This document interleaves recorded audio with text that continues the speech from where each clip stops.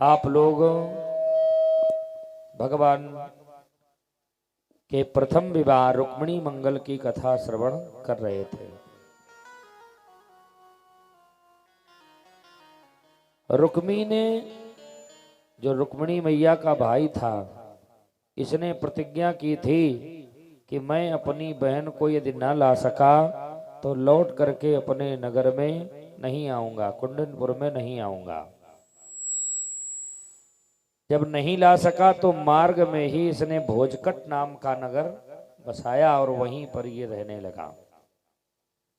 रुक्मिण्या हरणम सुत्ता गीयमानं ततस्ततः राजानो राजकर्ण्याश्च बभूर्भुर्भूष विस्मितः। सुखदेव जी कहते हैं, राजन, यत्र तत्र रुक्मिणी हरण विषयक गीतों को सुन करके राजा तथा राजकुमारियां सभी आश्चर्य में पड़ गए। बारात लेकर कोई आया और दुल्हन कोई ले गया, सब आश्चर्य में पड़े। हे राजन, लक्ष्मीपति भगवान श्री कृष्ण को रुक्मिणी रूपिणी लक्ष्मी जी के साथ देख करके सभी द्वारिकावासी अत्यंत आनंद का अनुभव कर रहे हैं। द्वारिकाधीश भगवान की जय हो। रुक्मिणी मैया की जय हो। प्रथम विवाह की कथा आप लोगों ने श्रवण की। द्वारिकापुरी में विधि विधान से भगवान रुक्मिणी जी के साथ में प्रथम विवाह संपन्न किए करते हैं। राजा परीक्षित ने कहा, गुरुदेव, आज तो कथा का विश्राम दिवस है और कल आपने बताया था भगवान के 16,108 विवाह हुए, अभी तो एक विवाह ही हुआ है। सुखदेव जी कहते हैं, राजन, मैं आगे भगवान के विवाहों का वर्णन कर रहा हूं तुम्हें। यही रुक्मिणी जी के गर्भ से एक बालक उत्पन्न हुआ जिसका नाम प्रद्युम्न हुआ। और प्रद्युम्न जी मात्र 10 दिन के थे। शंबरासुर नाम के दैत्य ने इनका हरण किया और ले जाकर के इन्हें आकाश मार्ग से समुद्र में फेंक दिया। समुद्र में एक मछली ने इनको निगल लिया। मछली को मछुआरे ने पकड़ा। वो मछली पुनः बाजार में बिकने के लिए गई और बाजार से खरीद करके शंबरासुर के यहां पर आ गई। यहां पर ये जानते हो, ये प्रद्युम्न जी कौन है? ये कामदेव हैं। कामदेव की पत्नी रति यहां पर भोजन बनाने का काम करती है। नाम है रति, मायावी विद्याओं को जानती है, इसलिए लोग इसे मायावती कहते हैं। सचा साच कामस्य वै पत्नी रतिर्नाम यशस्विनी। वह मायावी विद्याओं को जानने वाली रति यहाँ पर भोजन बनाने का काम कर रही है। नारद जी ने सब कुछ इसे पहले ही बता दिया था, क्या घटना घटित होगी। नारद जी तो सब जानते हैं। ये कामदेव ही प्रद्युम्न बन करके आए। जिस समय भगवान शंकर की साधना भंग करने के लिए कामदेव गया था, सौरभ पल्लव मदन विलोका, भगवान भोलेनाथ का तीसरा नेत्र खुला। तब सेवती सरो नयन उघारा। हो तब शिवती सर नयन उघारा। तब शिवती सर नयन उघारा। चितवत काम भयो जर छारा। चितवत काम गयहु जरि छारा। तब शिवती सरो नयन उघारा। तब शिवती सर नयन उघारा। चितवत काम भयो जर छारा। चितवत काम भयहु जर छारा। श्री राम जय राम जय जय राम। ओ श्री राम जय राम ओ जय जय राम। श्री राम जय राम जय जय राम। ओ श्री राम जय राम जय जय राम। श्री राम। तब शिव तीसर नयन उघारा तो चितवत काम भयउ जरि छारा। कामदेव की पत्नी भोलेनाथ के चरणों में रोने लगी, महाराज मेरा पति नहीं रहेगा तो अब मैं अपना जीवन यापन कैसे करूंगी, मैं जी करके क्या करूंगी। भगवान भोलेनाथ ने कहा जाओ देवी, आज से तुम्हारा जो ये पति है ये अनंग रूप में लोगों में व्याप्त होगा। आ माने नहीं, अंग माने शरीर, बिना शरीर के ही लोगों में व्याप्त होगा। प्रतीक्षा करनी पड़ेगी तुम्हें। महाराज कब तक प्रतीक्षा करनी पड़ेगी? अरे जब सेवती जब जदुवंशो कृष्ण अवतारा। जब जदुवंश कृष्ण अवतारा। हुई है यो हरन महामही भारा। हुई है हरन महामही भारा। जब जदुवंशो कृष्ण अवतारा। जब जदुवंश कृष्ण अवतारा। हुई है हरन महामही भारा। हुई है हरण महामही भारा। कृष्ण तनय हुई है पति तोरा। कृष्ण तनय हुई है पति तोरा। बचन अन्यथा होई न मोरा। ओ बचन अन्यथा होय न मोरा। बचन अन्यथा होई न मोरा। बचन अन्यथा होय न मोरा। जब जदुवंश कृष्ण अवतारा। जब जदुवंश कृष्ण अवतारा। हुई है हरन महामयी भारा। हुई है हरन महामयी भारा। कृष्ण तनय हुई है पति तोरा। कृष्ण तनय हुई है पति तोरा। वचन अन्यथा होई न मोरा। वचन अन्यथा होय न मोरा। कृष्ण तनय हुई है पति तोरा। ओ कृष्ण तनय हुई है पति तोरा। कृष्ण तनय हुई है पति तोरा। ओ कृष्ण तनय हुई है पति तोरा। वचन अन्यथा होई न मोरा। ओ भजन अन्यथा होय न मोरा। जब जदुवंश कृष्ण अवतारा। हुई है हरन महामयी भारा। भगवान जब द्वापर में श्री कृष्ण के रूप में अवतार धारण करेंगे तो तुम्हारा जो पति है ये उनके पुत्र के रूप में उत्पन्न हो जाएगा। तो वही कामदेव यहाँ प्रद्युम्न जी के रूप में आए हैं। इस रति ने जिस समय मछली को चीरा, नारद जी के द्वारा बताया गया था यहाँ पर ये प्रतीक्षा कर रही है, तो ये बालक प्राप्त हो गया। मायावी विद्याओं को जानती है, इसलिए आकाश मार्ग से लेकर के उड़ते हुए द्वारिकापुरी के अंतापुर में आ गई। और जब द्वारिकापुरी के अंतापुर में आ गई, भगवान के बालक हैं, बड़ी जल्दी बड़े भी हो जाते हैं। इन्हीं के साथ इसका विवाह संपन्न हो गया।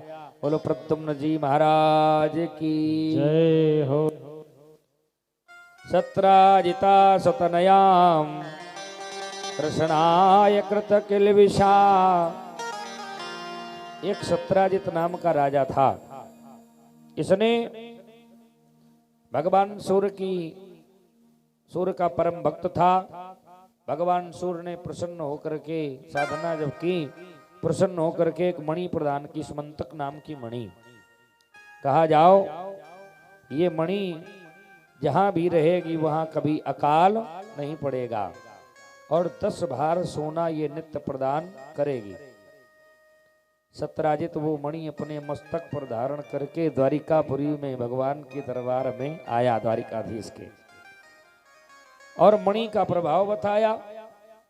इस मणि का इतना प्रकाश जिस समय ये आया तो लोगों को लगा, आंखें बंद होने लगी जैसे कोई सूर्य आ रहा हो, सूर्य के समान प्रकाश। इसने मणि का प्रभाव भगवान द्वारिकाधीश को जब बताया तो भगवान द्वारिकाधीश ने कहा, एक काम करो, ये मणि द्वारिका के राजकोष में तुम जमा करा दो। इसने कहा, सत्यराजित ने कहा, साधना हमने की है, तपस्या हमने की है, हम मणि राजकोष में क्यों जमा कराए? भगवान ने कहा, जैसी तेरी इच्छा। ये मणि को ले आया और अपने घर में मंदिर में, देव मंदिर में स्थापित कर दिया। भगवान की बात को नहीं माना। भगवान ने कहा जमा करा दो, इससे सारी प्रजा का पालन होता रहेगा। इसने भगवान की बात को नहीं माना, वो मणि अपने घर में देव मंदिर में स्थापित कर दी। एक दिन इसी का भाई प्रसेन वही मणि कंठ में धारण करके जंगल में शिकार करने के लिए गया तो वहां पर एक सिंह ने इसे खा डाला, मार डाला। मणि वहीं पर छूट गई। वो मणि जामवंत नाम के रीछ को प्राप्त हो गई। जब प्रसेन लौट करके नहीं आया, कई दिन बीत गए, इधर उधर खोजा फिर भी भाई नहीं मिला, तो सत्यराजित ने इधर उधर चर्चा करनी प्रारंभ कर दी कि मेरे भाई का वध कृष्ण ने कर दिया है। मैंने मणि देने को मना किया था, इसीलिए मेरे भाई का कृष्ण ने वध कर दिया और मणि ले लिए। प्यारे, आज भगवान को जब ये झूठा कलंक लगा, भगवान को झूठा कलंक लगा यहां पर, क्यों? क्योंकि भगवान ने चौथ के चंद्रमा को देखा था। वो कौन सी चौथ होती है? भादों के शुक्ल पक्ष के चतुर्थी के चंद्रमा को जो देखता है, तजऊ चौथ के चंद की नहीं। भादों मास के शुक्ल पक्ष के चतुर्थी के चंद्रमा को जो देखता है उसे झूठा कलंक लगता है। भगवान को लग गया तो हम आपको तो लग ही सकता है। यदि कहीं भूलवश चंद्रमा नहीं देखना चाहिए, लेकिन भूलवश यदि देख लें तो झूठे कलंक से बचने के लिए श्रीमद् भागवत के दशम स्कंद में 56वें और 57वें अध्याय में ये स्मंतकोपाख्यान की कथा आई है। जो इसे श्रवण करते हैं तो झूठे कलंक से मुक्ति मिलती है। आज भगवान द्वारिका से बाहर निकले और द्वारिका से बाहर निकल करके जंगल की ओर गए प्रसेन को ढूंढने के लिए। जंगल में बढ़े भगवान, तो यहाँ पर पग चिन्हों का मिलान करते हुए जब गए तो एक सिंह के पग चिन्ह दिखाई पड़े। सिंह के पग चिन्हों का मिलान करते हुए जब आगे बढ़े तो एक जगह अस्थ पिंजर दिखाई पड़े। समझ गए कि सिंह ने प्रसेन को मार डाला। और आगे बढ़े तो एक और रीछ के चरण चिन्ह दिखाई पड़े। पग चिन्हों का मिलान करते हुए भगवान आगे बढ़े तो वो पग चिन्ह गुफा में जा रहे थे। भगवान गुफा में प्रवेश कर गए। जब गुफा में प्रवेश कर गए तो यहाँ पर जामवंत जी की पुत्री जामवंती उस मणि से खेल रही है। भगवान ने जैसे उस मणि को अपने हाथ में लिया तो ये कन्या रोने लगी। पिता जामवंत जी उठ करके आए, किसने मेरी पुत्री को कष्ट देने का दुस्साहस किया है? उठ करके आए। भगवान ने कहा मैं मणि लेने आया हूं, मणि का मुझे झूठा कलंक लगा है और इसे बिना लिए मैं यहां से वापस नहीं जाऊंगा। प्यारे, आज भगवान से जामवंत जी का युद्ध होने लगा। ये जामवंत जी कौन है आप लोग जानते हैं? बलि बांधत प्रभु बाढ़ो सो तनु बरनि न जाय, उभय घरी माँ दीन्ही सात प्रदक्षिण धाई।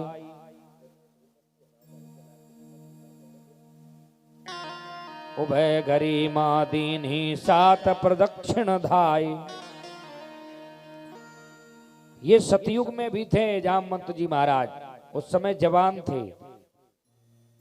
जब भगवान ने वामन का अवतार धारण किया था और विराट स्वरूप भगवान ने जब बनाया था तो 7 परिक्रमाएं इन्होंने आधी घड़ी में कर ली थी। उभय घरी माँ दीन ही 7 प्रदक्षिण धाय, दौड़ करके 7 परिक्रमाएं भगवान के विराट स्वरूप की कर ली थी। ये जामवंत जी महाराज त्रेता में भी थे, सतयुग में थे जवान और त्रेता में थे बूढ़े। बूढ़े नहीं बल्कि अति बूढ़े थे। जामवंत मंत्री अति बूढ़ा, कोई की काज अब समरा। जामवंत के बचन सुहाई, सुनी हनुमंत हृदय अति भाई। सुंदरकांड का पाठ आप लोग करते होंगे हैं? अच्छा एक बात बताओ, जामवंत के बचन सुहाए, हनुमान जी को सुहाए क्या बचन है? समाज में यदि जवान वृद्धों की बात को ध्यान से सुनने लगे तो निश्चित है कि उस व्यक्ति का कोई कार्य रुक नहीं सकता। सीता की खोज के लिए सभी निकले, समुद्र के किनारे बैठे हैं। कोई कह रहा है यहां से लौट के जाएंगे तो बड़ी समस्या है, यहाँ न सुध सीता कह पाई, वहां गए मारई कपिराई। कोई कह रहा है मैं समुद्र के पार तो जा सकता हूं, अंगद कहाई जाऊं मैं पारा, और जिये संशय कछु फिरती बारा। जामवंत मैं पूछूं तो ही उचित सिखावन दीजो। जामवंत जी महाराज हैं, बुजुर्ग वृद्ध हैं। आजकल का जवान वृद्धों की बात सुनना नहीं चाहता है, लेकिन यहाँ जवानों ने जब वृद्ध की बात को सुना, और सबसे जवान कौन है? हनुमान जी महाराज हैं। ये तो सदैव जवाने रहते हैं, लेकिन इन जवानों में शक्ति तो बहुत है। इस शक्ति का प्रयोग कैसे करना है? यदि वृद्ध की बात को ध्यान से सुन लें तो शक्ति की कमी नहीं है। भारतवर्ष के युवा में शक्ति की कमी नहीं है, बस उसका प्रयोग कैसे करना है ये इन्हें दिशा निर्देश मिलना चाहिए। और ये दिशा निर्देश किसी से लेते नहीं हैं, अपने बल का प्रयोग स्वयं करने लगते हैं। कहाँ करना है कहाँ नहीं करना है ये ध्यान नहीं देते हैं। जब जामवंत जी ने कहा राम काज लगी तब अवतारा, राम काज लगी तो अवतारा, और सुनतई भयउ पर्वता कारा। पवन तनय बल पवन समाना, और बुद्धि विवेक विज्ञान निधाना। कवन सुकाज कठिन जग माही, और जो नहीं हो ये तात तुम पाही। जब हनुमान जी को वृद्ध जामवंत जी ने जवान हनुमान जी को जगाया, बल का ध्यान दिलाया, बल का भान कराया, तो उसकी जामवंत जी महाराज अपने बल को भूल जाते हैं। ऐसा कुछ कारण है कि जामवंत जी महाराज को अपना बल याद नहीं रहता है। जैसे आजकल के युवाओं को अपना बल पता नहीं है कि हमें सामर्थ्य कितनी है, लेकिन ये कोई वृद्ध इनको जगा दे तो फिर इनमें बल की कमी थोड़ी है। लेकिन ध्यान से जब सुन ले, हनुमान जी ने देखा कि ये वृद्ध बात बिल्कुल सही कह रहा है, और जैसे ध्यान से सुना जामवंत के बचन सुहाई, तो सुने हनुमंत हृदय अति भाई। तुरंत कह दिया तब लगे मोहि पर खेऊ तुम भाई, और सही दुख कंद मूल फल खाई। जब लग आवो सीतई देखी, तुरंत कह दिया कि अब चिंता मत करो मैं जा रहा हूं। थोड़ा उछाल मारने लगे। कनक बरंतन ते विराजा मानो पर गिरिन कर राजा, सिंहनाद कर वारई वारा, लीलऊ नागहूं जलनिध खारा, सहित सहाय रावण मारी, आनऊ यहाँ त्रिकूट उपारी। जामवंत जी ने कहा ना किसी को मारना है, ना समुद्र को सुखाना है, करना क्या है, केवल जानकी का पता लगा करके आना है। हनुमान जी ने कहा तब लगे मुहि पर खेऊ तुम भाई, सही दुख कंद मूल फल खाई, जब लगे आवो सीतई देखी, हुई काज मुहि हरसी बिसेखी, यह कही नाई सब निकऊ माथा, चले हरसी धरी रघुनाथा, सिंधु तीरे भूधर सुंदर, और कौतुक कूद चढ़े उता ऊपर, बार बार रघुवीर सभारी, और तर के पवन तनय बल, जय गिरि चरण दे हनुमंता, चले सुगा पाताल तुरंता। फिर हनुमान जी जानते हो कैसे चले, जिमि अमोघ रघुपति करबाना, और एही भांति चले हनुमाना। ऐसे राम जी का अमोघ बाण चले, ऐसे हनुमान जी चले। कहने का अभिप्राय ये है, आज कल जवानों को, युवाओं को चाहिए, इनमें शक्ति बहुत है, जगाने वाले वृद्ध चाहिए, वृद्धजन चाहिए। और युवाओं का ये धर्म है कि वृद्धों की बात को भी ध्यान से सुने। आजकल कोई सुनना नहीं चाहता है, इसीलिए समस्या बनी रहती है। तो त्रेता में थे, बूढ़े नहीं बल्कि अति बूढ़े थे, सारा युद्ध समाप्त हो गया, बड़े बड़े अत्याचारियों का वध हो गया, लंका पर विजय प्राप्त हो गई, रावण का वध हो गया। जामवंत जी ने कहा प्रभु हमें तो युद्ध करने का, युद्ध लड़ने का मौका ही नहीं मिला। भगवान ने कहा है जामवंत जी महाराज, आपके समान कोई योद्धा ही नहीं था लंका में। महाराज हमारे भुजाओं में बड़ा बल है, इसका प्रयोग नहीं हो पाया। जामवंत जी से राम जी ने कहा चिंता मत करो, आगे जब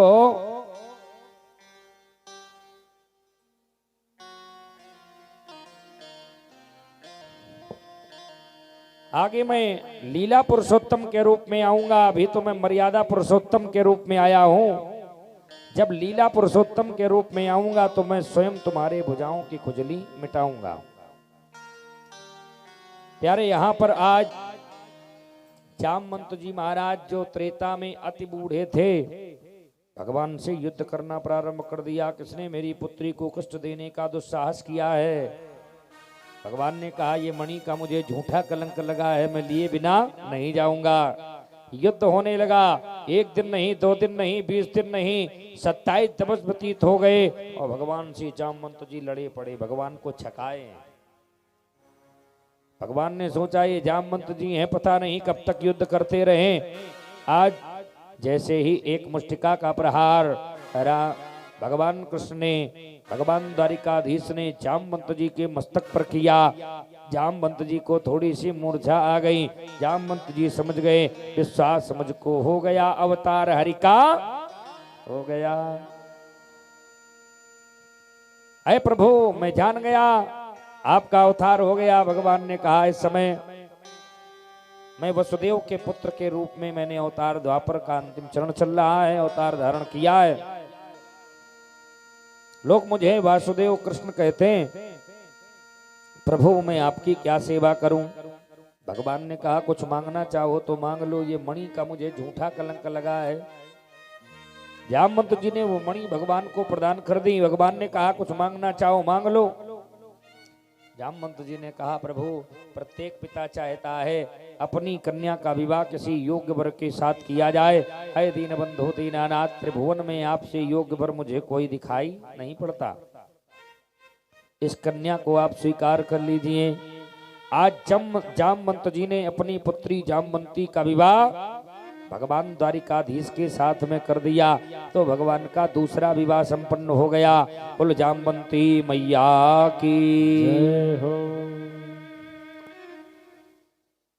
जामवंत जी महाराज ने कहा प्रभु साधना का जो तप का फल है वो मुझे प्राप्त हो गया, व्यर्थ में अब तन तपाकर क्या करूंगा, पूर्ण तप हो गया संभवतः हमारा, बल अगर है कुछ हमारी साधना में तो तुम्हें अपना बनाकर ही रहूंगा। प्रभु आपने हम पर कृपा की, पुत्री को समर्पित कर दिया भगवान को, दूसरा विवाह भगवान का संपन्न हुआ।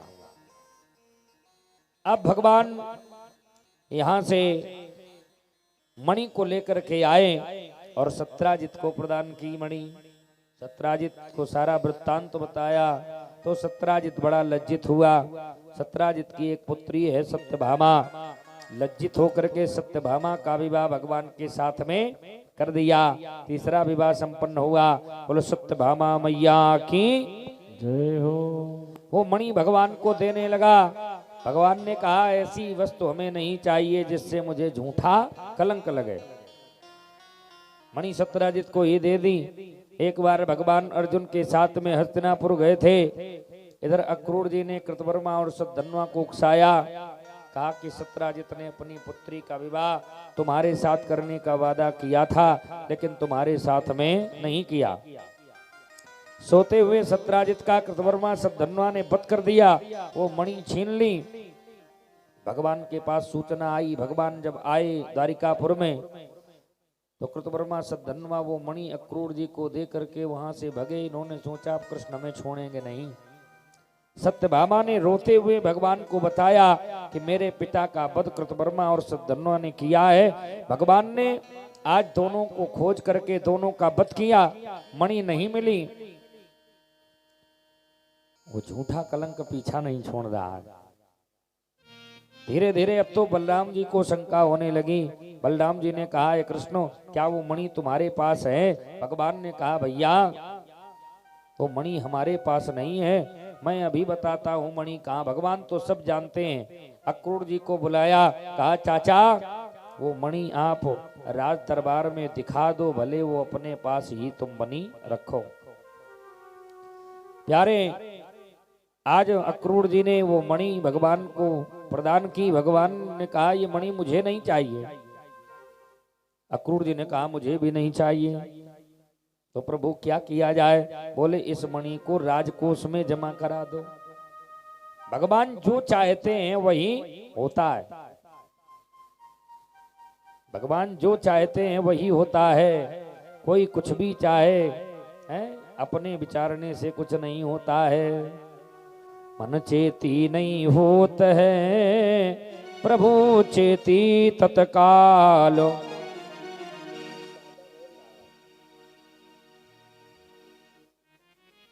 मन चेती नहीं होत है, प्रभु चेती तत्काल। आज भगवान जो चाहते हैं वही होता है, लेकिन मनुष्य सोचता है कि मैं कर रहा हूं। अरे जो तेरे कर्म में लिखा विधाता, मिटाने वाला कोई नहीं। वक्त पड़े पर गज भर कपड़ा, देने वाला कोई नहीं। वक्त पड़े पर गज भर कपड़ा, देने वाला